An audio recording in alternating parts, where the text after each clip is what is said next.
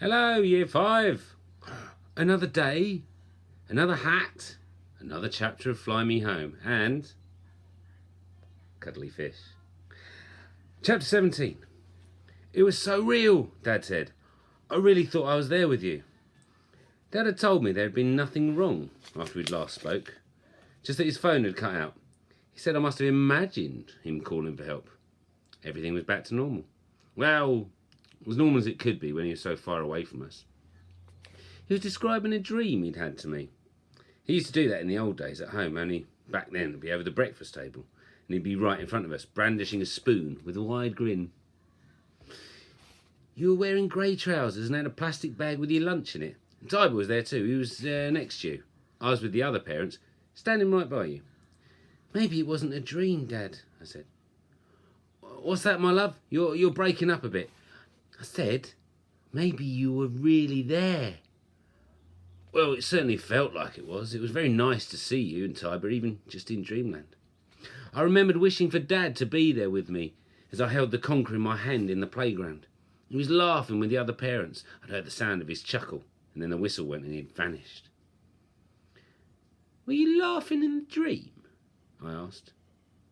Well, now that you mention it, I was. How did you know? Because you're always laughing, Dad, I told him. He began to chuckle.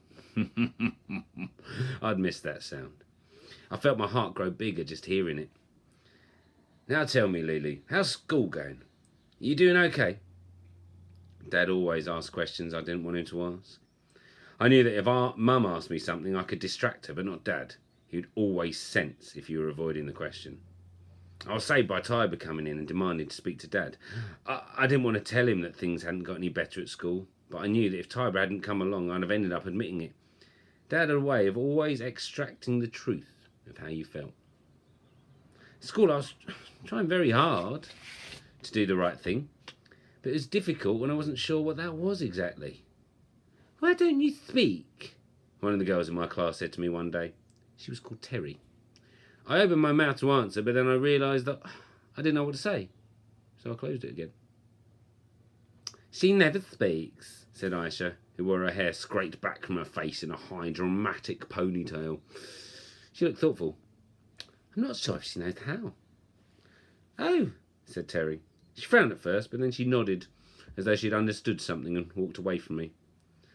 For some reason, I couldn't blurt out that at my old school I talked all the time. That I'd once even got in trouble for chatting too much. Dad had given me one of his talks about not distracting other people from their work. Despite what Tiber had told me on my first day, I didn't make friends at school. For him, it was a different story. He spent most of his time on the mobile not trying to ring Dad, but sending messages to his new friends. Yeah, I bet you not know what that's like. I gave up trying to talk to him, because he was always bent over the small screen, his fingers tapping buttons, only responsive to its beeps and vibrations. He hadn't left at night again, but sometimes he came back well after school had finished. He'd say something like, homework club was on, or there was an after-school talk. But from the way he tilted his head to the side and the bright gleam in his eyes, I was pretty sure he was lying. My mum never questioned him, and I wondered if I'd got it wrong. He did seem a little more distant on those days, though, as his eyes were never still. They didn't settle on anything. And he seemed more agitated, like the house wasn't big enough for him anymore. Sometimes he smelled of smoke, like car exhaust, and I noticed that he always took a shower when he came in. But I didn't think about it too much, really. I had my own worries. At school, I was more and more alone. Whenever one of the other children smiled at me or asked me something, Terry or Aisha or one of the other girls would quickly explain that I didn't speak, that I didn't know how, and that they shouldn't bother talking to me. I was left well alone, because who wanted to speak to someone who wouldn't talk back? I grew quieter and quieter. Till one day I realised that I hadn't spoke at all at school, apart from saying, yes, miss, almost silently to the register in the morning. Mrs. Winters never pushed me to say it louder, and for that I was grateful. She'd look over at me with large eyes. But she didn't urge me to speak up or chide me for being too quiet, as she did with the other kids. When Mum asked me about my day, and she always did, I told her it had gone fine, and she would pinch my cheek gently, affectionately like she used to when I was little. She would never ask me anything more, as Dad would have, and so I said nothing more. I never lost the feeling of loneliness that had begun on that first day, sitting outside Mrs. Charlton's office on that scratchy blue chair, nor the feeling of being watched. I felt like people were always looking at me. They could see how alone I was, as though I had a line drawn around me that no one wanted to cross. No one but Betsy. You've got to speak, she would say to me. Speak up, no mumbling. We got into the habit of spending the afternoons together. Betsy went to another school that was a bus ride away. When her family first came to this country, they'd lived in another part of the city, and she started at a different school, but her dad didn't want to move her. My voice just clenches up and I cannot say anything, I tried to explain. How can voice clench up? Betty said, her head cocked on one side, which I knew by now meant that she was thinking about something. It's too late now, I told her. Everyone thinks I can't speak, even my teacher. She won't ask me a question anymore because she's worried I won't say anything and there'll be silence. Which there probably will be because I don't know the answer anyway. I knew from the first that I could confide in Betsy. She knew all about Dad not coming with us, how Tiber had changed since we'd arrived, everything that had happened at school. She in turn told me what it was like to have so many brothers who were always shouting and fighting, how she missed Colombia, it's in South America, and her cousins who still lived there. She'd adjusted to the cold weather by keeping moving and by wearing 2 t-shirts under her jumper. Betsy told me a little more about her family. She didn't seem to like talking about them that much. Her dad worked nights like Mum, but at the hospital. Sometimes he got so angry that he was controlled by his anger. She made it sound like his anger was quite separate to him, a person who sometimes came to visit, was unwelcome, but who insisted on staying over for a while anyway. My mum left for a long time now, Betsy said with a shrug.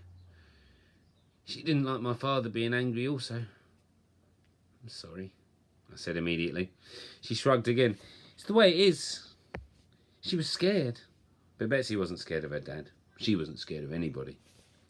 She was a good listener, though. She was always good at calling to a halt conversations when there was nothing more to say.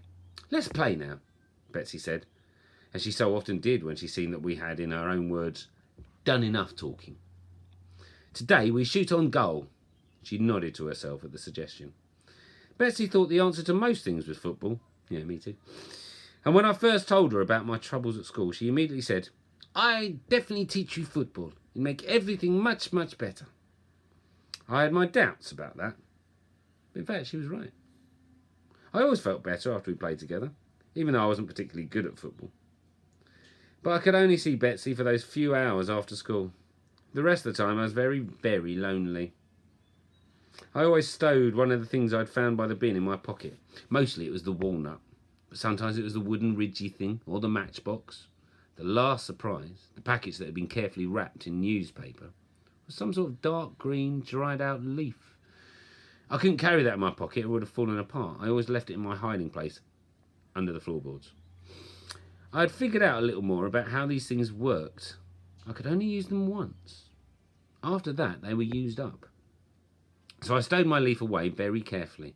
I would use it only when I really, really needed it. Although the other things wouldn't work anymore, having them in my pocket made me feel a little less lonely somehow. Someone was leaving these things for me. Someone who knew that I needed them, knew that I would like them. So I supposed I did have friends after all. I had Betsy, someone else too. Someone I'd never met. Just as I got used to not talking, I got used to being alone at school. It wasn't so difficult in class because we had to be quiet in lessons, but unlike everyone else, I didn't look forward to playtimes. I felt much more alone when I was surrounded by all the other children, playing, shouting to one another, running past me as though I was invisible. I started to dread going to school. My feet dragged along more and more, slowly each morning. One day, Tiber was annoyed with me for making him late, started to pull me along by the hand. It hurt, but he said it was my fault. He told me I would get used to going to school here. He had, hadn't he? But I wasn't sure I would. It's not going great for Lulu, is it?